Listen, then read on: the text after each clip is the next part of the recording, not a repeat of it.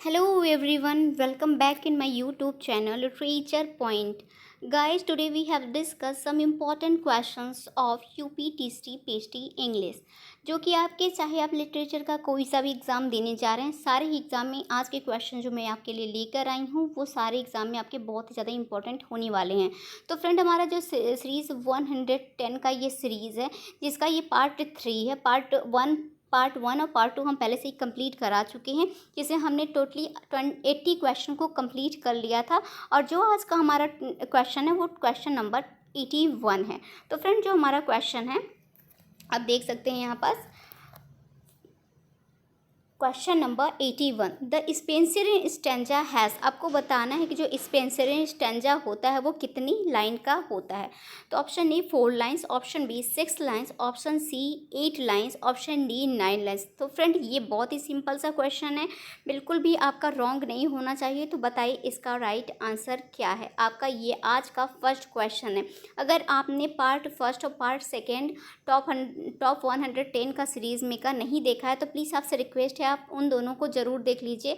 और भी बहुत सारे इंपॉर्टेंट क्वेश्चंस जो थे वो इजी और टफ जितने भी इंपॉर्टेंट क्वेश्चन थे आपके प्रीवियस ईयर के, वो मैंने वहाँ सॉल्व करवा दिया है। आपका ये पार्ट 3 है।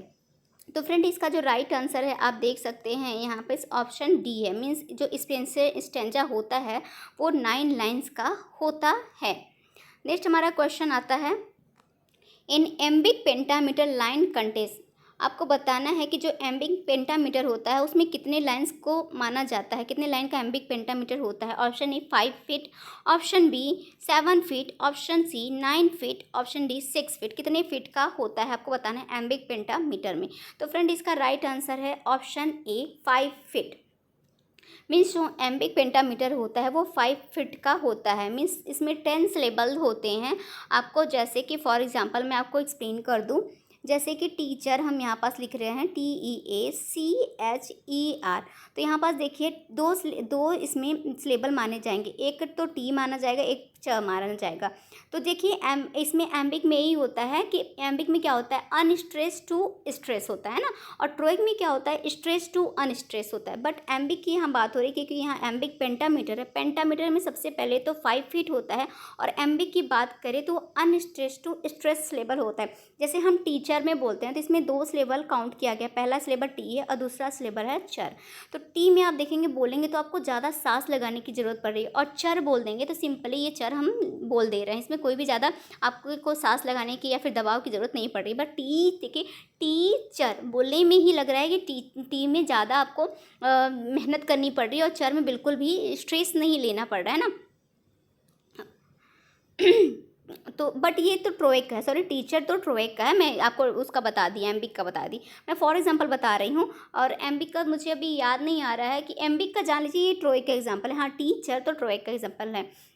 तो जो एम्बिक का एग्जांपल है वो सिंपल होता है, मतलब कि मान लीजिए कि ये स्ट्रेस हो गया। जो स्ट्रेस का सिंबल होता है वो ऐसे होता है, जैसे कि मैं आपको बताती हूँ। स्ट्रेस का सिंबल होता है वो ऐसे होता है, और अनस्ट्रेस का ऐसे सिंबल माना जाता है। जब कोई भी लाइन लिखी जाती है और आपको एग्जाम में दे दिया जाता है कि इस लाइन में कितने सिलेबल हैं, तो आपको काउंट करना पड़ता है कि unstress stress syllable plus unstress syllable. तो ये जो होता है वो ट्रोइक होता है, और एम्बिक का होता है फ्रेंड अनस्ट्रेस फिर स्ट्रेस। तो आपसे पूछा है यहाँ पास कि N iambic pentameter line contains, तो 5 फीट होगा। मीन्स इसका ऑप्शन राइट होगा जो वो है ए।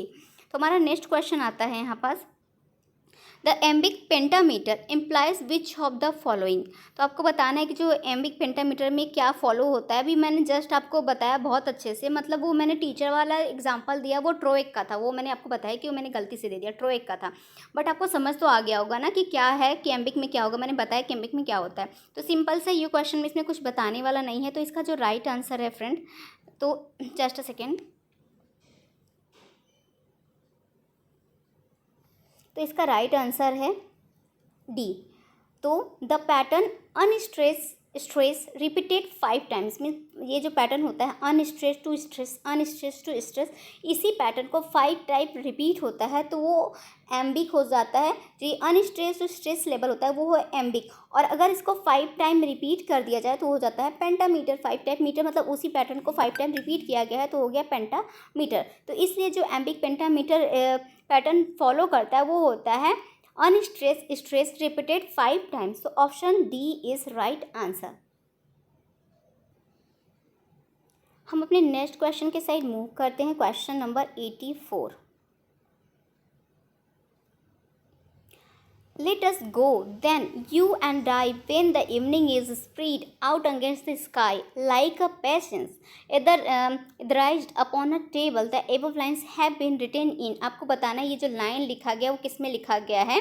अनराइम्ड वर्ड्स में लिखा गया है, ब्लैंक वर्ड्स में लिखा गया है, फ्री वर्ड्स में लिखा गया है, एम्बिक मीटर में लिखा गया है। तो मैंने आपको अच्छे से बताया कि इसमें बताइए कौन सा यूज़ हुआ है। तो फ्रेंड जो इसका राइट आंसर है वो फ्री वर्ड्स है। फ्री वर्ड्स में फ्रेंड कोई भी रूल रेगुलेशन को फॉलो ही नहीं किया जाता है। वो मीन्स ना उसमें कोई मीटर फॉलो किया जाता है ना कोई राइमिंग स्कीम फॉलो किया जाता है। अगर ये दोनों फॉलो किए मीन्स राइमिंग स्कीम भी फॉलो हो रहा है, मीटर भी फॉलो होता है, तो उसको कहते हैं राइम्ड पोइट्री कहते हैं, या फिर कह लीजिए हीरोइक कपलेट कहते हैं।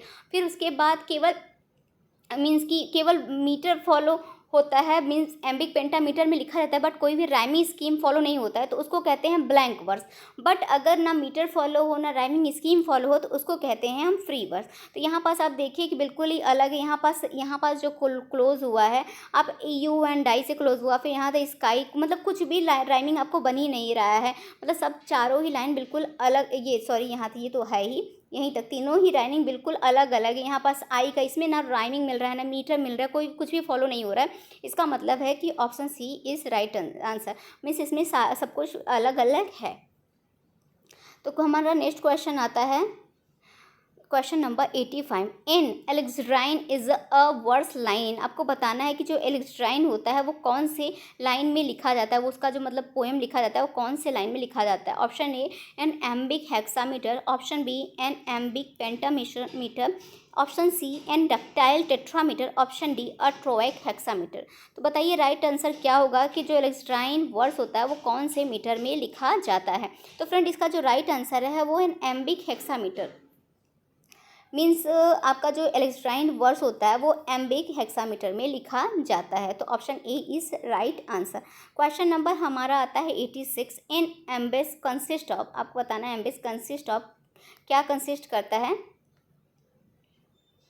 तो ऑप्शन ए है in one unascended syllable followed by an ascended one. तो ये चीज़ तो मैंने आपको बताया है यहाँ पास, है ना, वो चीज़ मैंने आपको बता दिया, वही चीज़ वहाँ पास यहाँ इसमें भी बात हो रहा है। ऑप्शन बी मतलब option B one ascended syllable followed by an unascended one, option C two ascended syllables followed by an ascended one, option D two ascended syllable followed by an ascended one. तो friend इसका right answer मैं आपको पहले ही समझा चुकी हूँ, option A is right answer, one ascended syllable followed by an ascended one. तो question number 87। Blank verse is, आपको बताना है कि ब्लैंक वर्स क्या होता है। अभी मैंने आपको बताया कि rhyme to poetry, blank verse, free verse, अभी मैंने आपको तीनों ही बहुत अच्छे से एक्सप्लेन करके बताया कि तीनों में क्या डिफरेंस होता है। तो आपको बताना है ब्लैंक वर्स क्या होता है।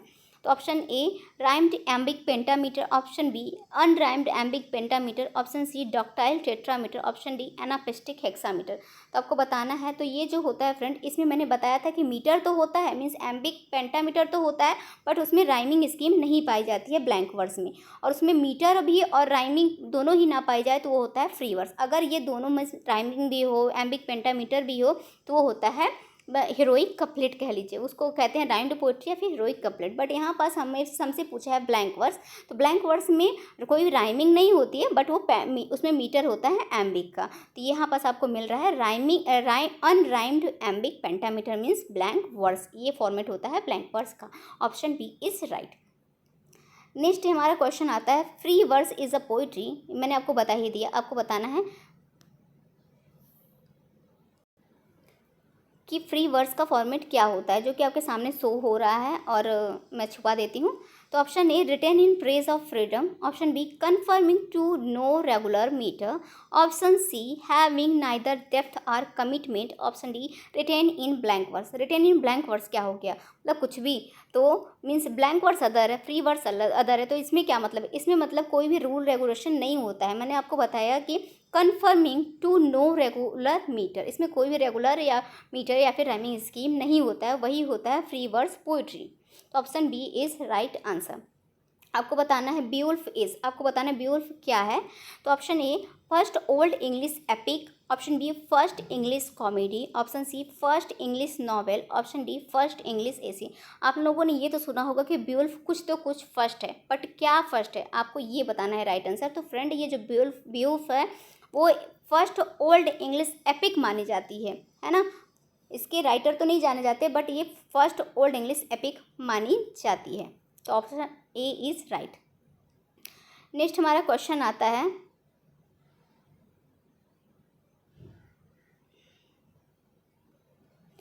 Question number 90। I had found my religion.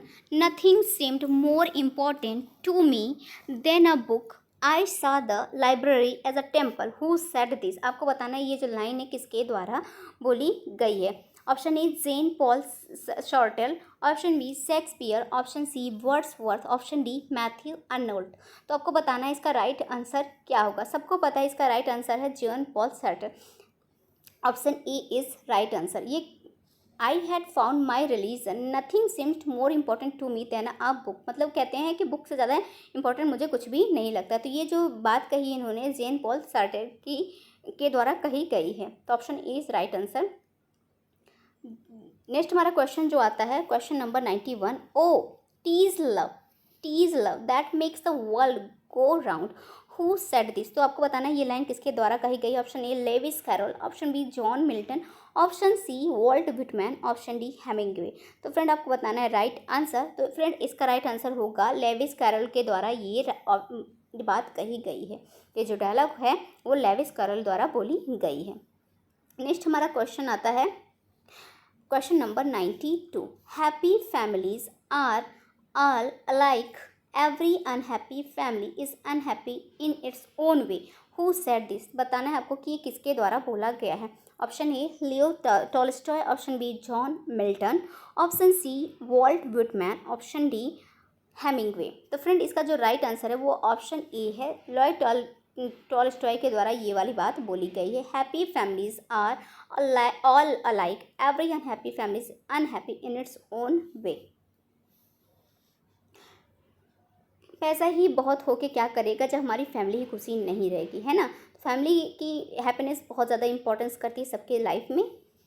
तो नेक्स्ट हमारा क्वेश्चन के साइड हम मूव करते हैं। All animals are equal but some animals are more equal than others. तो फ्रेंड सबसे पहले तो आपको बताना है कि ये किस चीज़ का एग्जाम्पल है, कौन से फिगर ऑफ स्पीच का इसमें एग्जाम्पल हुआ है। तो ये बात हुई है, आपको बताना है पैराडॉक्स की। पैराडॉक्स में यही होता है कि पहले तो उस बात को कहते हैं कि भाई ये तो चीज़ हुआ है, दूसरे बात में तुरंत ही पलट जाते हैं कि ये तो कुछ और ही है। ऐसे यहाँ पास पैराडॉक्स में बात हो गई। मैं फिगर ऑफ स्पीच की आपको बात करी, थोड़ी सी अदर इन्फॉर्मेशन भी ज़रूरी है। इससे ऑल एनिमल्स आर इक्वल, यहाँ पास पहले वाले बात में कह रहे हैं ऑल एनिमल्स आर इक्वल, भाई सभी जानवर जो हैं वो इक्वल है, but some animals are more equal. ये कैसी बात होगी, मतलब अपने पहले वाले बात को ये काट के दूसरे वाले बात में क्या करें, काट दे रहे हैं पहले वाले बात को। तो इसको ही कहते हैं फ्रेंड पैराडॉक्स। आई होप आपको पैराडॉक्स काफ़ी लोगों को टफ लगता है, पर मुझे ईजी लगता है ना, काफ़ी ईजी लगता है पैराडॉक्स की। भाई अगर दो बातें बोली गई हैं और राइटर अपनी पहले बात को बोल रहा है पहले वाली लाइन और दूसरी बात को पहले वाली लाइन को काट दे रहा है, तो इसका मतलब है कि वहाँ पास पैराडॉक्स होता है। तो आपको बताना है ये पहली बात। तो इसमें ये क्वेश्चन बन रहा था, ये वाला लाइन भी हो सकता है कि इस वाले लाइन में कौन सा फिगर ऑफ स्पीच यूज़ हुआ था, आपको सीधे आंसर टच करना है पैराडॉक्स का। बट यहाँ पास पूछा गया है कि हु सेड दिस, किसके द्वारा ये बोला गया है। Option A Lewis Carroll, option B John Milton, option C कहाँ गायब हो गए हो तुम, option C Walt Whitman, option D George Orwell. तो फ्रेंड जो ये राइट बात बोली गई है वो लिखी गई हो George Orwell. Option D is right answer. Next हमारा क्वेश्चन आता है कि ये थोड़ा सा PDF टेढ़ा हो गया है, मैनेज कर लीजिएगा तो अब आंसर दिख जाएगा। Truth is always stranger than fiction, मतलब truth is always stranger than fiction, who said this, आपको बताना है, जो कि आपके पास ऑप्शन सामने है तो आपको प्रॉब्लम भी नहीं होगी बताने में। Lord Byron, John Keats, Tennyson, Bernard Shaw. इन चारों में से ये बात जो कही है वो है लॉर्ड बैरन ने ये वाली बात कही है, means truth is always stranger than fiction. Next अपने क्वेश्चन की साइड हम मूव करते हैं। Question number 95। I have smack of Hamlet myself if I may say so, who said this, आपको बताना है ये किसके द्वारा बोला गया है। Option A Coleridge, option B Wordsworth, option C John Keats, option D पी.बी. शैली। तो फ्रेंड इसका राइट आंसर होगा कोलरिड्स। कोलरिड्स के द्वारा ये बात बोली गई है, I have a smack of Hamlet myself if I may say so. Next हमारा क्वेश्चन मूव करते हैं। Question number 96। If God did not exist it would be necessary to invent him, who said this. तो ये किसके द्वारा friend बोला गया है कि if God did not exist, अगर गॉड नहीं एग्जिस्ट करते हैं, it would be necessary to invent him, भाई उनको बनाओ। तो option A Voltaire, option B John Keats, option C Robert Frost, option D Thomas Hardy. तो आपको जो फ्रेंड बताना है कि इसका राइट आंसर आपके सामने दिख रहा है, तो मीन्स वोल्टेयर द्वारा ये बात कही गई, और ऐसी बात तो वोल्टेयर ही कह सकते हैं, एक फेमस क्रिटिकल राइटर माने जाते हैं ये। सबसे ज़्यादा तो विलियम शेक्सपियर पे ये बातें उछालते हैं, कुछ भी कह लेते हैं ये। तो मूव करते हैं नेक्स्ट क्वेश्चन के side. Question number 97। An allegory is a series of metaphors or symbols continue throughout an entire story so as to represent or describe one series of facts by another series that is analogical to it in its main features। तो ये निस्पिल्ड का है, आपको बताना है following this which of the book mention below in is an allegory. तो बताना ये किस बुक का है। तो ऑप्शन ए है Pilgrim's Progress, option B the crucifixion of Christ, option C Gulliver's Travel, option D Robinson Crusoe. तो आपको बताना है किस वर्क का ये लाइन है। तो फ्रेंड ये जो लाइन है वो पिलग्रिम्स प्रोग्रेस का लाइन है। Option A is right answer. Question number 98। Which one of the following is not a pastoral elegy. आपको बताना है कि इसमें से कौन सा एक पेस्टोरल एलेजी नहीं है। तो सिंपली ये क्वेश्चन तो बहुत ही ईजी है कि मिल्टन का लिसिडस है, ये भी एक पेस्टोरल एलेजी माना गया है। शैली का एडेनिस जो कि जॉन किट्स की याद में लिखा गया है उनके डेथ पे, ये भी एक पेस्टोरल एलेजी है। अर्नोल्ड का थायरसिस जो कि इनके फ्रेंड के मतलब कि ये भी एक पेस्टोरल एलेजी मानी जाती है। और पोप का द रेप ऑफ लॉक ये नहीं है पेस्टोरल एलेजी, है ना, ये नहीं है। तो option D is right answer. Question number 99। A poem telling the story of the leader of the whole community written in a narrative form and a lofty style is called. आपको बताना है कि क्या है। तो फ्रेंड इसका जो right answer है an epic. A poem telling the story मतलब एक जो पोएम है आपको एक स्टोरी टेल कर रही है, एक लीडर के बारे में बता रही है, फुल होल कम्युनिटी के बारे में बता रही है, एक नैरेटिव फॉर्म में बता रही है, और एक लॉफ्टी स्टाइल उस पोएम का है। तो ऐसा तो एक एपिक ही लिखा जा सकता है फ्रेंड। तो right answer is an epic. Question number 100, हमारा आज का 100 कंप्लीट हो गया। Choose the name of the Roman emperor who conquered England in 43 AD। आपको रोमन एम्परर का नाम चूज़ करना है जो कि कॉन्क्रेट किया था, विजय किया था इंग्लैंड में इन 43 AD में। तो फ्रेंड वो जो है वो है Claudius. Option B is right answer. Question number 101। The first Indian author to win the prestigious Pulitzer Prize in the USA was, कौन है बताइए। आपको फर्स्ट इंडियन राइटर जिनको पुलित्ज़र प्राइज USA में मिला था। तो फ्रेंड इस कोई और नहीं, नॉन अदर देन ये हैं झुम्पा लाहिरी। बहुत ही फेमस क्वेश्चन है TGT PCT UP TST PST का, ये एग्जामिनर का। तो आपको राइट आंसर यहाँ पर सेलेक्ट मिल गया है। तो नेक्स्ट हमारा क्वेश्चन आता है what is commedia dell arte. Means commedia dell arte ये कह लीजिए कि एक ग्रीक वर्ड है। तो इसको हिंदी में मतलब इसका मतलब क्या होता है ये पूछा गया। व्हाट इज़ कमेंडिया डेल आर्टे, इसका मतलब आपको बताना है। तो ऑप्शन ए है जो a form of comic drama developed about the mid 16th century by guilds of professional Italian actors. Option B, a form of Shakespearean drama. Of C, a form of developed by Ben Jonson. Option D, none of these. तो friend इसका जो right answer option A है, a form of comic drama developed by about the mid 16th century और ये क्या है friend, एक comic drama का, वो मीन्स इसका जो है what is commedia dell arte, a form of comic drama developed about the mid century 16th century by guilds of professional Italian actor. मतलब एक इटालियन वर्ड है। सॉरी, मैं आपको क्या बोली, आपको क्या बोली थी, इटालियन बोली थी, नहीं याद आ रहा क्या मैंने, सॉरी ग्रीक बोला था ना, नो नो नो, ग्रीक नहीं है, एक इटालियन है। Option A is right answer. ये मत सोचिएगा कि मैम आपको गलत पढ़ा रही, बिल्कुल भी नहीं। मैंने देखिए राइट में बाद में अपना सही कर लिया है ना, मैंने भले ही ग्रीक बोला था बट एक्सप्लेन करते टाइम आपको बता दी कि हाँ इटालियन है। कमेंट मत कर दीजिएगा कि मैम आपने गलत पढ़ाया है। छोटी छोटी बातों को बच्चे बहुत पकड़ते हैं। इतना इतना एक्सप्लेन करो, इतने अच्छे से एक्सप्लेन करो, वो चीज़ें कोई नहीं गौर करता, बट एक गलती हो जाती है तो बच्चे तुरंत कमेंट करेंगे मैम यहाँ पास आपने रॉन्ग बताया था, है ना, ऐसा होता है ना, आप करते हैं कि नहीं? चलिए कमेंट करके बताइएगा वैसे। तो question number 103, in 1576 James Burbage, father of the actor Richard Burbage, obtained lease and permission to build the first theatre in Shoreditch London, its name was. आपको बताना है जो फर्स्ट थिएटर बिल्ड हुआ था लंदन में वो कौन सा है।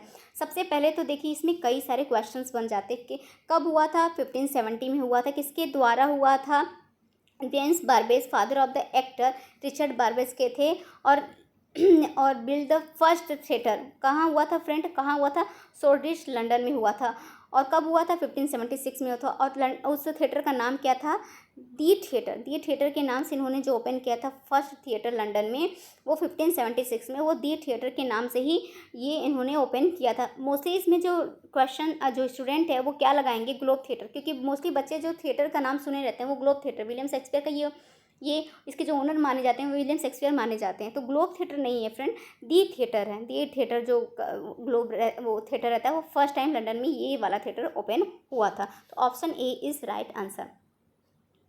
नेक्स्ट हमारा क्वेश्चन आता है क्वेश्चन 104, ड्यूरिंग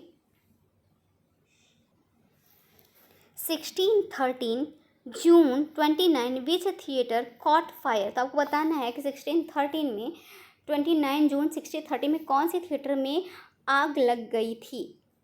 तो option A Globe theatre, option B Globe theatre, option C Queen theatre, option D the King's theatre. आप यहाँ पर देख रहे हैं कि ए और बी ऑप्शन दोनों ही सेम है, तो इसका राइट आंसर भी ग्लोब थिएटर ही होगा, बट आप ऑप्शन ए के साथ जा सकते हैं ना।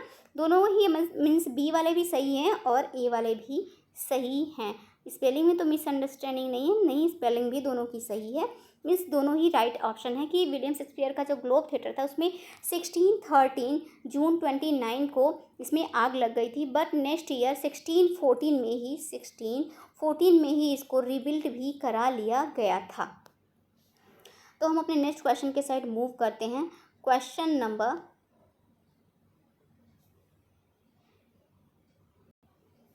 105, 1642 September 2nd, Parliament issued an ordinance suppressing all stage plays in London and बताना है आपको कि इसमें 1614 में क्या हुआ था। Option A theatre were open, option B theatre were closed, option C theatre were sponsored, option D none of this. तो फ्रेंड इसमें जो हुआ था 1642 सितंबर 2 सितंबर को पार्लियामेंट इशू क्या किया था कि भाई सारे ही थिएटर को क्लोज कर दिया जाए, मतलब उस टाइम कोई भी थिएटर ओपन नहीं होना चाहिए। तो option B is right answer.